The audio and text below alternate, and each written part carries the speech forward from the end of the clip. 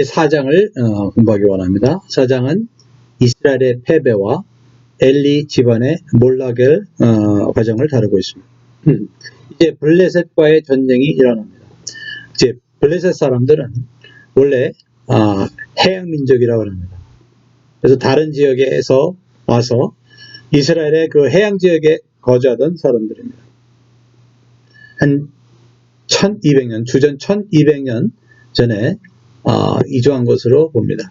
그래서 그곳에 와서 5개의 큰 도시들을 이루고 살았습니다. 이들은 다른 지역에서 와서 그런지 이스라엘이 갖지 못한 특별한 기술적인 우위를 점하고 있었습니다. 그것은 뭐냐면 이 블레셋족들은 철을 가공할 줄 알았던 거예요. 그래서 철을 만들어서 철을 통해서 그들의 무기를 만드는 그런 기술이 있었습니다. 그래서 이 철로 된 무기를 다룰 줄 알았기 때문에 이스라엘보다도 군사적으로 우위를 점할 수가 있었던 거죠. 그래서 이스라엘은 이 자기의 힘으로는 사실 블레셋을 이길 수가 없었던 것이에요. 그래서 첫 번째 이제 전쟁이 일어났을 때 이스라엘 사람들은 4,000명의 군사가 죽게 됩니다. 이와 같은 이제 첫 번째 패배를 당하게 되면 원래 이스라엘 사람들은 하나님 앞에서 우리가 무슨 죄가 있는가 살피고 그 죄를 깨닫고 그 죄를 회개하고 돌이켜야 되고 주님을 의지해야 되는데 그런 게 전혀 없습니다. 그래서 첫 번째 패하고 나서 그들은 우리가 지난번에 전쟁할 때는 법궤를 가지고 나가지 않았었구나 생각하고는 두 번째 전쟁에 나갈 때는 법궤를 가지고 전쟁터에 가지고 나가게 되는 것입니다. 그래서 이들은 법궤를 마치 행운을 주는 무슨 물건인 것처럼 다루고 있는 것을 볼 수가 있습니다. 원래 법궤는 성막에 있어야 되는데 이들은 자기의 어떤 전쟁의 승리를 위해서 법궤를 마음대로 승리의 보증으로 갖고 나가는 것입니다. 이제 법궤가 전쟁터에 나가게 됐을 때 이스라엘 군인들은 자기가 이제 이길 줄 알고 기뻐하고 또 블레셋 군인들은 이제 자기들은 이제 진짜 위험에 처한 것으로 알고 아주 당하게 되는 것입니다. 그러나 결국 어떻게 됐습니까? 이스라엘이 결국 두 번째로 패하게 되는 것입니다. 그래서 10절에 보게 되면은 블레셋 사람이 쳤더니 이스라엘에 패하여 각기 장막으로 도망하였고 살육이 심히 커서 이스라엘 보명에 엎드려진 자가 3만이었으며 하나님의 괴는 빼앗겼고 엘리의 두 아들 홈리와 비나스는 죽임을 당하였더라. 하나님께서 주님의 종을 통하여서 경고하신 대로 엘리의 두 아들도 홈리와 비나스도 같은 날 죽임을 당하게 된 것이에요. 그래서 이것을 통해서 우리가 섬기는 하나님이 세상의 우상과는 다르다는 것을 볼 수가 있습니다. 우상을 섬기는 자들은 그저 우상에게 음식 차려주고 우상에게 기도만 하면 자기가 어떻게 평소에 사는지는 전혀 상관없이 결국 형통할 것이라고 믿습니다. 그러나 우리가 믿는 주님은 주님과 우리의 관계가 우리가 주님 앞에 어떻게 사는가가 그게 중요하다는 것입니다. 하나님 앞에 하나님의 말씀대로 살지 못하면서 그저 제사나 잘 드리고 예물을 잘 바친다고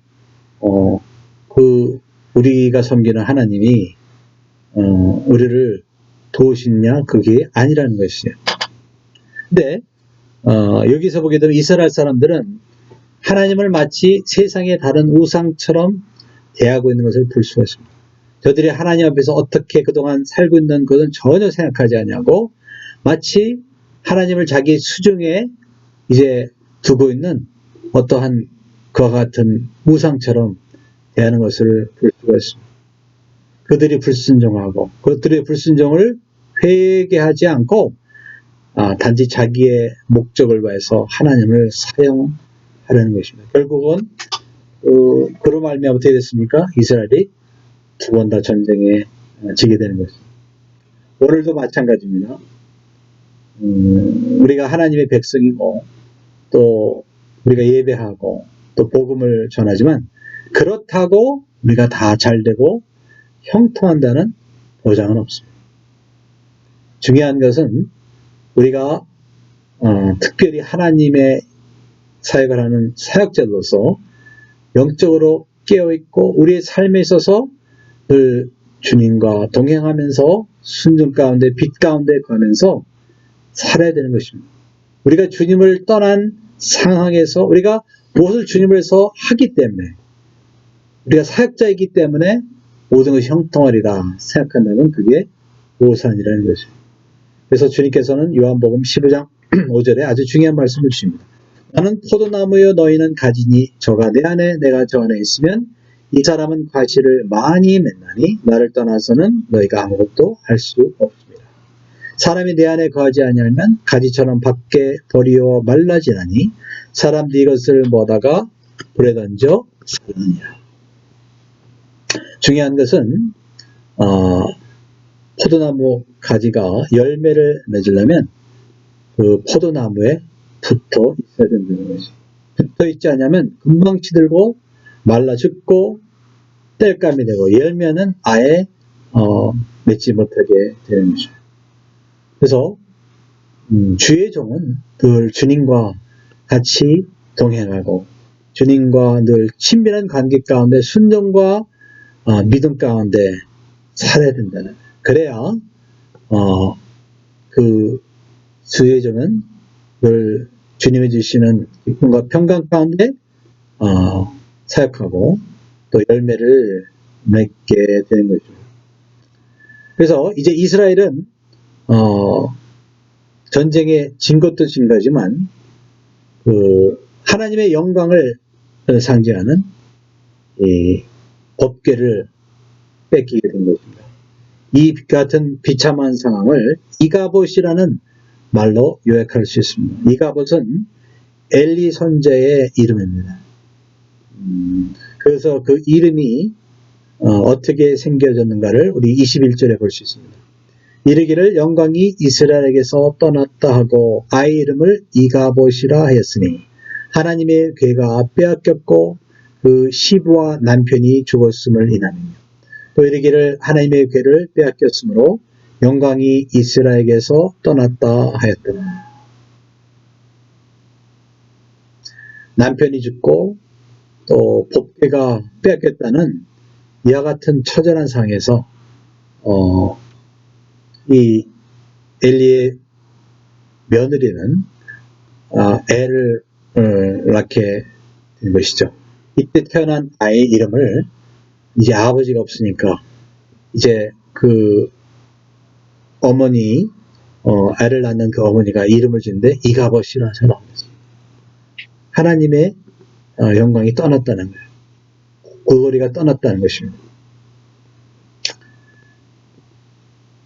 어느 인생이든 또 교회든 국가든 하나님의 영광이 떠나면 비참해지게 되는 것입니다. 반대로 하나님의 영광이 충만하면 그 인생과 교회와 나라가 가장 복되고 또 가장 강성하고 영향력이 있게 되는 것입니다. 다윗이 살면서 늘 주님의 영광이 있는 성전을 사모하고 예배하고 찬양하고 주님께 제사를 드리니까 어떻게 됩니까? 그의 삶과 그의 다스리는 나라에 하나님의 영광이 충만하게 되고 이스라엘은 그때 가장 강력한 나라가 되었던 것입니다. 그러나 이스라엘의 죄로 말미암아 하나님의 영광이 주님의 성전에서 떠난 적이 있었죠. 그랬을 때 어떻게 됩니까? 이스라엘이 파괴되고 포로가 된 것을 볼 수가 있습니다. 그래서 에스겔서 8장에서 11장에 보게 되면 하나님의 영광이 성전에서 떠나는 장면이 나옵니다. 신약에 보게 되면 계시록의 라오디게아 교회도 주님의 영광이 떠난 교회가 되겠습니다. 주님이 교회 밖에서 문을 두드리는 것입니다. 그래서 주님의 영광이 떠난 라오디게아는 어떻게 됩니까? 이미 영적으로 죽은 교회가 되었던 것입니다. 그래서 이 법궤를 빼앗겼다는 소식을 이제 98살의 엘리가 의자에 앉아 있다가 이제 듣게 되는 것입니다. 얼마나 놀랐는지 자기 자식이 죽었다는 그 소식보다도 자기의 그 섬기는 하나님의 법궤가 뺏겼다는 소리를 들은 순간 놀라서 뒤로 넘어져서 목뼈가 부러져서 죽게 되는 것입니다. 그리고 이 소식을 듣고 며느리도 애를 낳다가 죽게 되는 거예요. 그래서 그때 태어난 아들의 이름을 이 며느리가 이가봇이라 하면서 짓게 되는 거죠. 영광이 이스라엘에게서 떠나왔다는 그런 의미가 되겠습니다. 그래서 홈리와 비나스가 하나님 앞에 범한 그 죄는 얼마나 그 죄가 엄중한지 자신뿐만 아니라 자신의 가족도 망하게 하고 또 자녀의 대대로 재앙을 가져다는 그와 같은 일을 하게 된 것이죠. 그래서 주님의 일을 하는 자들이 받은 그 책임이 참 크다는 것입니다. 주님께서는 많이 준자에게 많은 것을 구하신다고 그랬죠. 그래서 하나님의 일을 하는 자리에 있는 주의 종들은 하나님께 주신 이 귀한 직분을 두렵고 떨리는 마음으로 받아서 주님을 섬겨야 되는 것입니다. 결코 방심하여 하나님을 우습게 여기고 죄를 범하게 되면 하나님한테 징계를 받게 되는 것입니다. 고린도전서 10장 12절에 그런즉 선줄로 생각하는 자는 넘어질까 되리라. 그래서 늘 경성 깨어서 조심하고 살아야 되는 것입니다. 5장으로 갑니다. 5장은 이제 법궤가 뺏긴 뒤에 하나님의 법궤가 블레셋에게 주는 그 심판에 대해서 기록하고 있습니다. 이제 하나님의 법궤를 빼앗긴 것이 이스라엘에게는 아주 최악의 사건인 것처럼 우리가 생각하지만 사실 하나님의 법궤는 자체는 전혀 문제가 없었어요. 왜냐하면 하나님의 임재가 있는 이 법궤는 하나님이 직접 하나님의 능력으로 보호하셨던 것이에요. 그래서 블레셋 사람들은 이 법궤를 자기들이 섬기는 물고기 신인 다곤이라는 그 신의 신상 앞에 이 법궤를 뒀는데 나중에 보니 이 다곤이 그 신상이 목이 잘리고 팔이 잘린 채 넘어져 있는 것을 이들은 목격하게 되는 것입니다. 그 당시에 전쟁에 나가서 지게 되면 그 패배한 국가의 장군은 손과 결국 목을 이제 잘리게 된다는 것입니다. 이것은 뭘 상징하느냐? 비록 이스라엘이 하나님의 백성이 죄를 범해서 전쟁에는 졌지만 하나님이 지신 전쟁이 아니라는 거예요. 하나님이 다곤 신에게 진 전쟁이 아니라는 것입니다. 때로는 우리가 하나님의 명예나 영광이 손상된 것으로 인하여 슬퍼하고 기도하지만 궁극적으로 하나님은 스스로 그분의 영예와 영광을 지키시는 능력의 하나님이라는 것입니다. 그래서 법궤는 가는 곳마다 하나님의 권능을 드러냅니다. 그래서 블레셋 사람들에게 재앙을 가져오는데 이 재앙은 쥐가 옮기는 병균으로 말미암아서 온몸에 종기가 나는 그러한 전염병이었던 것입니다. 특히 항문에 치질 증상이 있었습니다. 그래서 14세기 중세 유럽에도 흑사병으로 말미암아 유럽 인구가 3분의 1 이상이 죽은 그러한 역사적인 사실이 있는데 바로 이와 같은 질병이 블레셋 사람들에게도 일어났던 것입니다. 그래서 볼 수 있는 것은 하나님의 법궤가 거룩한 하나님의 백성에게는 복이 되지만 하나님을 대적하는 이방인들에게는 재앙이라는 거예요. 그래서 사도 바울도 이와 같은 얘기를 했습니다. 고린도 후서 2장 15절에서 16절에 보면 우리는 구원 얻은 자들에게나 망하는 자들에게나 하나님 앞에서 그리스도의 향기니 이 사람에게는 사망으로조차 사망에 이르는 냄새요 저 사람에게는 생명으로조차 생명에 이르는 냄새라. 누가 이것을 감당하리요. 복음을 전하는 이 사도 바울과 그들의 일행이 구원을 얻은 자들에게는 그리스도의 향기니 그러나 하나님의 말씀을 거절하는 자들에게는 사망에 이르는 냄새라 했습니다. 하나님의 말씀 복음을 듣고 회개하고 순종하는 자에게는 구원이지만 불신하고 복음 전하는 자를 핍박하는 자들에게는 오히려 그 복음은 심판의 어떠한 근거가 되는 것입니다. 6장으로 갑니다. 6장은 이제 이 법궤가 결국은 이스라엘 땅으로 돌아온 일을 기록하고 있습니다. 이제 법궤가 가는 곳마다 그 도시에 재앙이 임하니까 블레셋 사람들은 견디다 못해 이 법궤를 이스라엘로 다시 되돌려 보내려 하는 것입니다. 그래서 그 이스라엘의 하나님께 사과하는 의미로서 그들은 이 독종의 형상을 따라서 만든 금 조각을 5개를 만듭니다. 또 그 질병을 옮기는 그 쥐의 형상을 만든 또 금 조각을 만듭니다. 그래서 이것을 하나님께 예물로 드리고 소각근은 이 마차에다가 이 법궤를 얹어놓고 이것을 국경 지역에 있는 베세메스라는 이스라엘의 한 도시로 이제 돌려보내게 되는 것입니다. 그러면서 과연 이와 같은 재앙이 이스라엘의 하나님에게 온 것인지 이제 저들은 시험을 하게 되는데 어떤 시험을 하냐면 이제 그 법궤를 새 수레 위에다 놓고 이 법궤를 암소 2마리가 끌게 합니다. 근데 이 암소는 새끼를 이제 낳자마자 이제 젖을 물리는 새끼가 있는 그런 암소 2마리가 되었습니다. 그래서 그 마차 옆에는 이제 새끼 소들이 울고 있습니다. 그런데 이 소들을 이 블레셋 사람들이 이제 베세메스로 보내는 거예요. 왜 자연적으로 보게 되면 이제 자기가 젖을 물려야 되는 이 새끼 소가 울고 있는데 암소 2마리가 가겠습니까? 가지 않죠.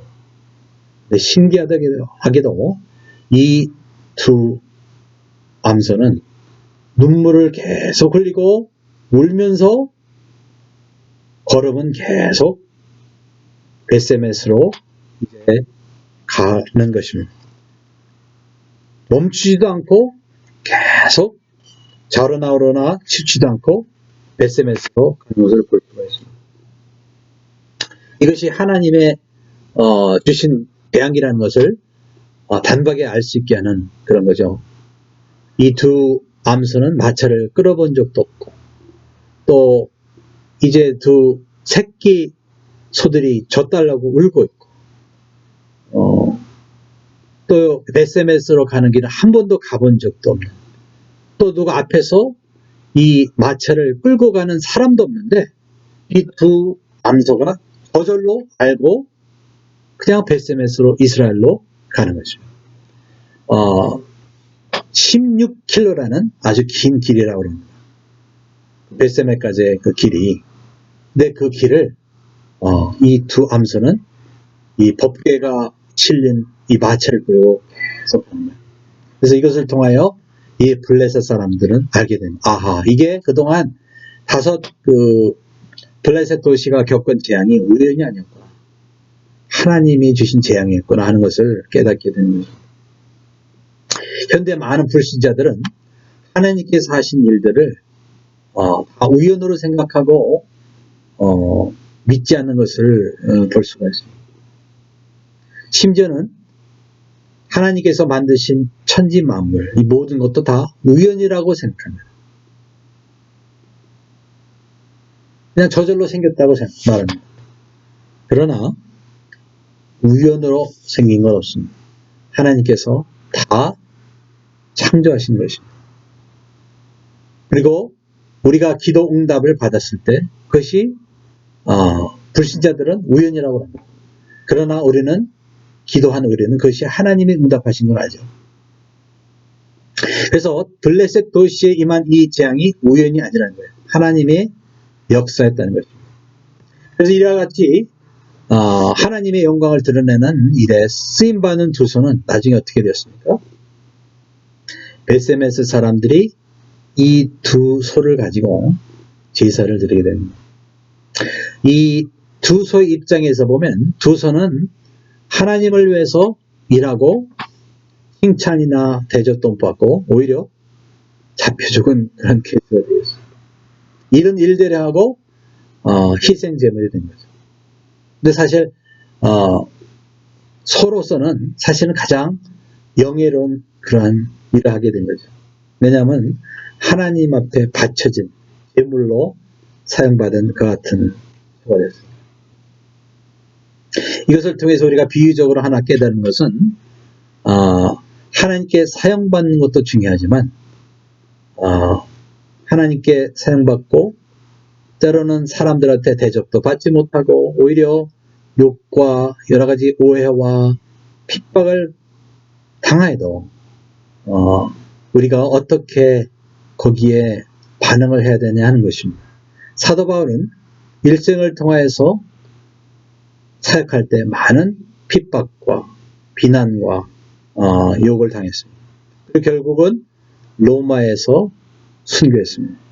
그가 이 세상에서 사도로서 섬길 때 그가 사도였기 때문에 어떤 영광이나 대가를 받은 적이 없습니다. 그러나 우리가 아는 것은 이 세상에서는 그가 영광을 받지 않았으나 하늘에서는 큰 영광을 받았다는 것입니다. 이 세상에서는 주님을 위해서 많은 고생하고 자기의 삶을 다 드렸고 죽기까지 주님 앞에 섬겼기 때문에 하늘에서 큰 영광을 받게 되는 거죠. 이 세상에서 주의 종들로서 사역할 때 일을 하고도 오히려 오해하고 사람들한테 비난받고 또 핍박을 받을 수 있습니다. 인정을 받는 것도 아니고 오히려 사람들이 멸시를 받을 수가 있습니다. 그러나 그러한 때라도 하나님이 주실 상급을 기대하고 세상에서 실망하지 않고 믿음으로 끝까지 살 수 있다면 그것이 하늘나라의 큰 복이 되는 것이죠. 근데 이와 같이 이제 벳세메스에서 하나님의 법궤가 도착하고 나서 큰 사건이 발생하는데 벳세메스 사람들이 이 법궤를 만지고 법궤를 안을 들여다보았을 때 하나님의 재앙을 경험하게 되는 것이죠. 19절에 보면은 벳세메스 사람들이 여호와의 궤를 들여다본 거로 그들을 치사 5만 70인을 죽이신지라. 여호와께서 백성을 쳐서 크게 살육하셨으므로 백성이 애곡하였다. 그래서 어떤 성경 번역은 5만 70인이라지만 다른 성경 본번에는 70인으로 기록되어 있습니다. 70인이 맞는 것 같습니다. 왜냐하면 5만 70인이면 상당히 많은 숫자고 사실 그 당시에 벳세메스가 그렇게 많은 사람이 죽을 정도로 큰 도시는 아니었던 거죠. 사실 70인도 적은 숫자는 아니죠. 그들이 법궤 안을 들여봤기 때문에 동시에 죽은 사건은 사실은 큰 충격적인 사건이었습니다. 그래서 이 벳세메스 사람들은 이와 같은 사건을 당하고 큰 두려움에 떨었습니다. 그래서 바로 옆에 있는 기앗 여아렘이라는 도시 사람들에게 이 법궤를 가져가라고 그래서 하나님의 백성들이지만 법궤를 열어본 순간 다 현대도 하나님의 거룩함을 무시한 사람들은 이와 같은 심판을 받게 됩니다. 고린도 교회에서 일어난 일이죠. 저들이 성만찬이라는 예수님께서 제정하신 거룩한 이 예식을 웃음거리로 만들었습니다. 그래서 어떻게 됩니까? 교인들에게 하나님의 재앙입니다.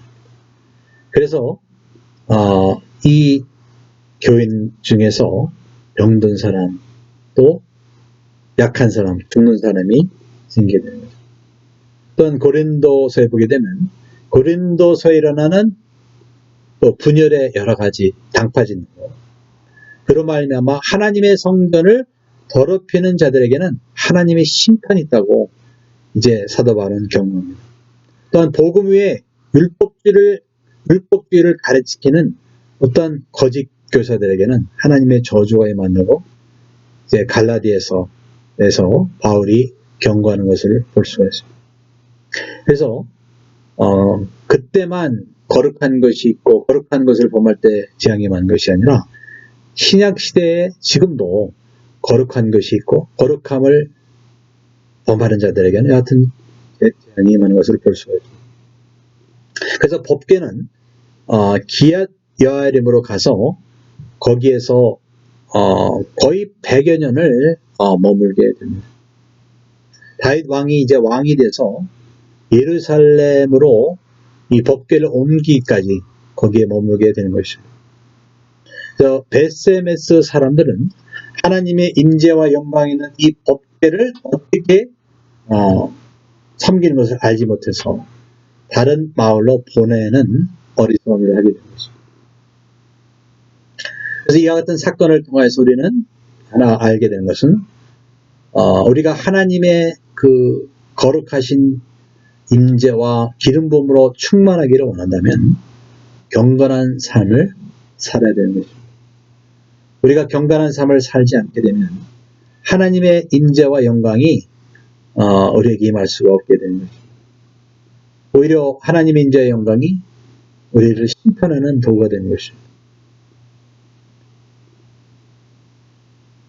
그래서 하나님은 거룩하시기 때문에 하나님을 가까이 섬기는 죄종들은 하나님을 거룩한 분으로 섬기고 인정하고 그 안에 거해야 되는 것입니다. 7장으로 갑니다. 7장은 이제 사무엘이 이스라엘 사람들을 미스바로 불러서 미스바에서 집회를 갖는 그런 내용이 되겠습니다. 이제 전쟁에 패한 뒤에 이스라엘 사람들은 암울한 상황을 당하게 됩니다. 그래서 사무엘이 이런 때에 이제 이스라엘 백성들에게 미스바로 모이라 해서 미스바라는 곳에서 집회를 하게 되는 것입니다. 미스바는 어떤 것이냐면 창세기 31장에 보면 라반과 야곱이 만나서 결국 분리한 곳이 되겠습니다. 그래서 미스바는 분리를 상징하는 장소입니다. 그래서 이곳에 만나서 사무엘은 이스라엘 백성들에게 우상과 분리되라고 촉구합니다. 또 3절부터 보게 되면 사무엘이 이스라엘 온 족속의 일러 가르되 너희가 전심으로 여호와께 도래하오려 되거든 이방신들과 아스타롯을 너희 중에서 제하고 너희 마음을 여호와께로 향하여 그만 섬기라. 너희를 블레셋 사람의 손에서 건져내시리라. 이에 이스라엘 자손이 바알들과 아스타롯을 제하고 여호와만 섬기니라. 사무엘이 가르되 온 이스라엘은 미스바로 모이라. 내가 너희를 위하여 여호와께 기도하리라. 아멘. 바울은 가나안족들이 섬겼던 좋은 날씨를 주는 풍요의 신입니다. 또 아스타롯은 또 역시 다산을 준다는 다산의 신입니다. 특히 바울은 천둥과 비를 주는 신이라 여겨졌습니다.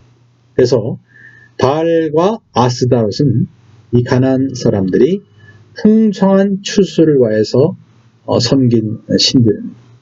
근데 이 두 신을 섬기는 그 예식을 향할 때 가나안 사람들은 이 예식 가운데 난잡한 성교를 합니다. 그래서 이와 같은 성적인 그런 행동을 통해서 그들은 풍성한 추수를 갖게 된다고 믿었던 것입니다. 이제 사무엘은 이스라엘 백성들에게 이와 같은 악한 우상 숭배를 버리고 여호와 하나님만 섬기라고 촉구하는 것입니다. 그래서 6절에 보면 그들이 미스바에 모여 물을 길어 여호와 앞에 붓고 그날에 금식하고 거기서 가로되 우리가 여호와께 범죄하였나이다 아니라 사무엘이 미스바에서 이스라엘 자손을 다스리니라. 그래서 이스라엘이 이와 같이 세상의 우상 숭배를 악한 신들을 섬기다가 이제 그것을 회개하고 주께로 돌아오게 되는 것입니다. 이와 같은 우상을 섬겼기 때문에 이스라엘은 그동안 전쟁에서 패할 수밖에 없었던 거죠. 그래서 이와 같은 미스바에서의 집회를 들은 블레셋 사람들은 이제 또 쳐들어오게 됩니다. 근데 이제는 이스라엘 백성은 하나님이 함께 하십니다. 저들이 이제 저들의 그동안 우상을 섬긴 죄를 회개하니까 주님께서는 저들을 위해서 대신 싸우시는 것입니다. 그래서 사무엘이 하나님 앞에 제사 드려서 하나님 앞에 도움을 간구합니다.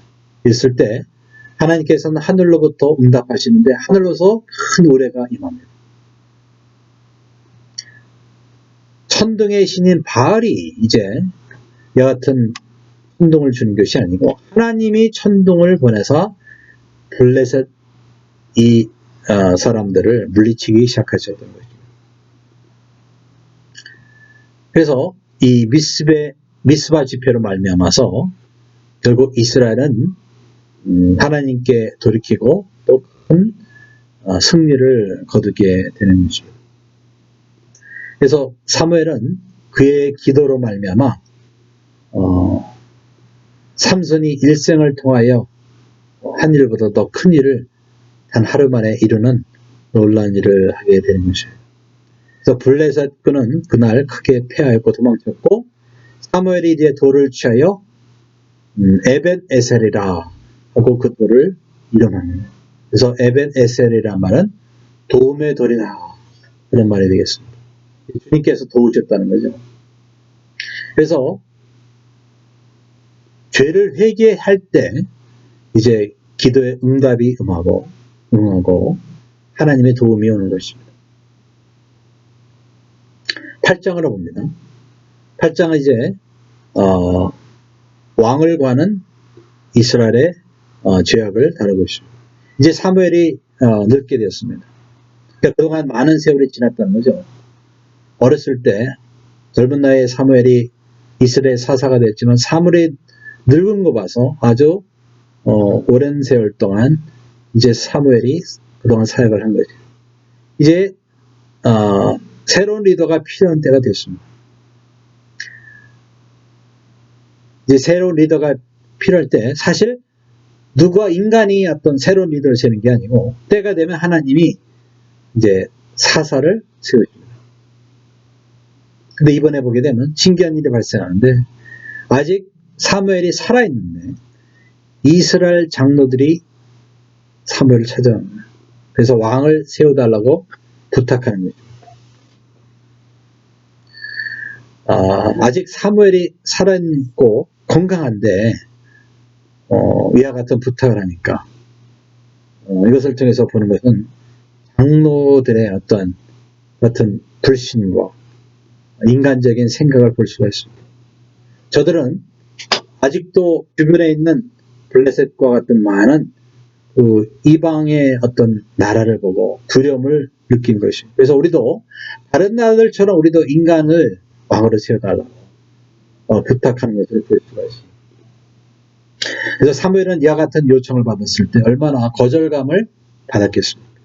근데 사실은 거절감을 경험한 분은 사실은 하나님이었던 것입니다. 하나님이 섭섭하게 생각하셨습니다.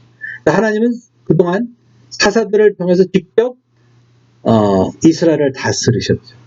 근데 이제 이스라엘 사람들은 우리에게 왕을 달라. 하나님이 그동안 왕으로 다스리셨는데 우리는 인간왕을 달라고 그같이 하나님을 왕으로 거절하는 것을 볼 수가 있습니다. 물론 신명기 17장에 보면 하나님은 장차 이제 이스라엘에게 왕을 주실 생각을 했던 것을 볼 수가 있습니다.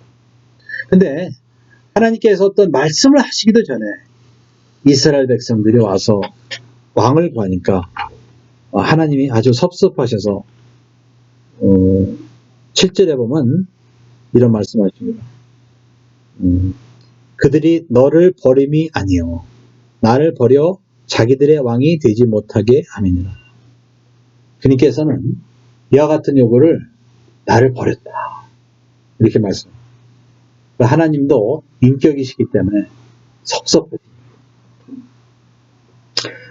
그런데 하나님께서는 이 인간들의 어떤 그 요구를 허락하십니다.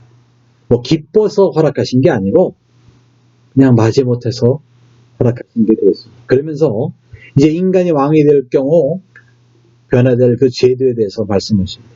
왕이 세워지게 되면 왕은 이스라엘의 청년들을 불러서 상설 군대를 만들 것이다. 그때까지만 해도 이스라엘은 상설 군대가 없습니다. 그냥 평시에는 그냥 집에서 거하면서 자기의 그런 업을 따서 살다가 전쟁이나 어떤 필요한 일이 있을 때 군대로 보이는데 이제는 상설 군대를 만들게 되고 또 처녀들은 왕궁의 일꾼으로 삼게 된다는 것입니다.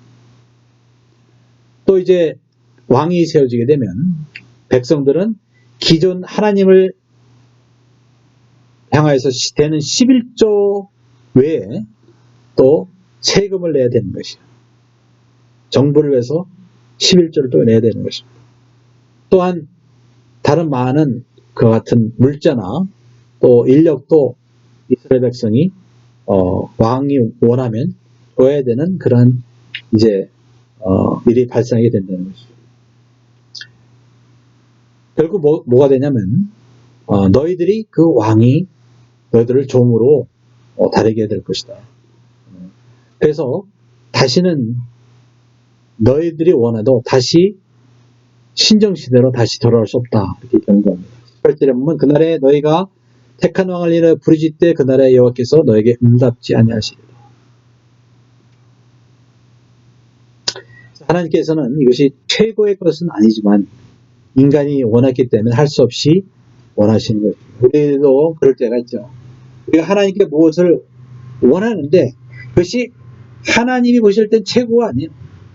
그러나 우리가 원했기 때문에 하나님이 마지못해서 주신 때가 있다는 거예요. 사실 인간의 왕을 택한 것이 나중에 보게 되면은 이스라엘에게는 재앙을 가져오게 됩니다. 어떻게 됩니까? 이스라엘과 유다가 하나님을 알지 못하고 불순종하는 왕 때문에 결국은 망하게 됩니다.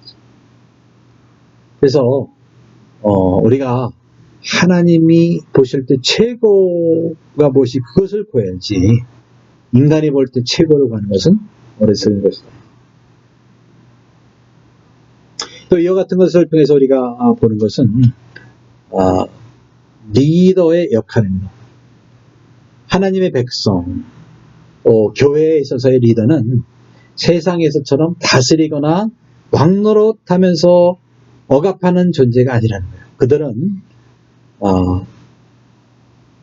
섬기는 자라가 되는 것입니다. 만약에 세상처럼 하나님의 백성과 교회의 리더가 성도를 억압하고 부담을 주는 존재, 주인 행세하는 그러한 자가 된다면 그것은 결코 축복이 될 수 없고 본인에게도 또 하나님의 백성에게도 복이 될 수가 없게 된 것이에요. 그러나 하나님의 그 백성들의 리더는 사실은 더 높으신 진정한 왕 대신 하나님을 섬기고 하나님의 그 음성을 전달하는 자라는 것을 깨닫고 행한다면 하나님이 기뻐하시는 그런 리더가 될 수 있는 것입니다. 베드로전서 5장 3절에 막기운 자들에게 주장한 짓을 하지 말고 오직 양무리의 본이 되라 그랬습니다. 그래서 지배하는 왕이 되려 하지 말고 양떼들이 존경하는 본이 되는 사람이 되는 것입니다. 그래서 이와 같은 리더십을 보인 교회가 바로 안디옥 교회가 되겠습니다. 안디옥 교회 리더들은 5명이었는데 그들은 늘 기도와 금식으로 교회 머리가 되신 주님을 섬기고 주의 음성을 들을 줄 아는 사람들이었습니다. 그래서 주님께서 그들에게 말씀하실 때, 성령이 말씀하실 때 그 성령님이 원하시는 대로 목회를 하니까 어떻게 됩니까? 그 교회가 나중에는 세계 선교에 큰 사용받는 교회가 되었던 거예요. 그래서 교회는 인간이 다스리는 그와 같은 조직이나 그와 같은 단체가 아니고 머리 되신 예수님 또 역사하시는 성령께서 지배하시고 다스리는 그 같은 것이고 교회 리더들은 기도와 금식으로 성령님의 음성을 듣고 그대로 목회하고 섬기는 그와 같은 것이 될 때 교회는 큰 영향을 끼치고 영광을 돌리는 그 같은 교회가 될 수 있는 것입니다. 9장 나중에 계속하겠습니다.